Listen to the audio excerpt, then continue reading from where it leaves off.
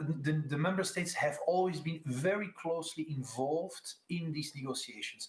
Negotiations required, I would say, the intervention of two bodies, I would say. First, the joint negotiation team. In this joint negotiation team, you have representatives of the Commission and of several member states. They are actually doing the negotiations with the different vaccine developers.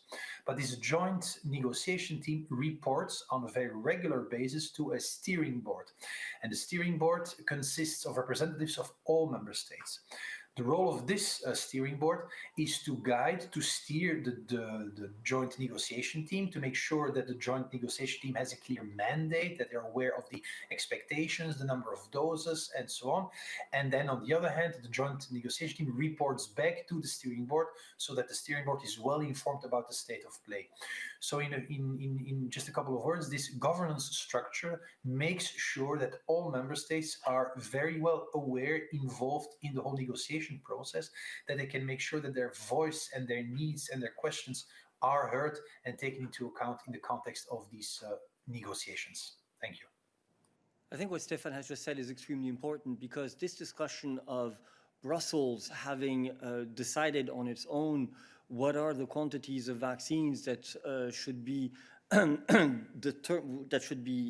defined in the advanced purchasing agreements simply does not reflect reality. The fact is that the role of the Commission has indeed been to lead the negotiations, but always with member states, and that of course member states were consulted on the number of doses that they would be interested in, taking into account, and this is what everybody forgets, that when we launched these negotiations, as Stefan was saying yesterday or Monday, there were significant uncertainties when it comes in particular to the technologies that were proposed by certain of these companies.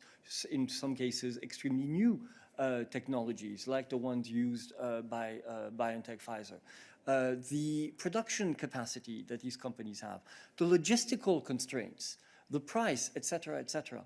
So you had a complex mix of variables that the Commission and the member states together, at a time of significant uncertainty, had to balance out, taking into account as well the budgetary means which were at the disposal of the Commission to finalize these agreements, in order to build the portfolio of vaccines that we currently have. So it's pretty easy to come back afterwards and say you should have ordered much more, you should have ordered much less, you should have done this and that.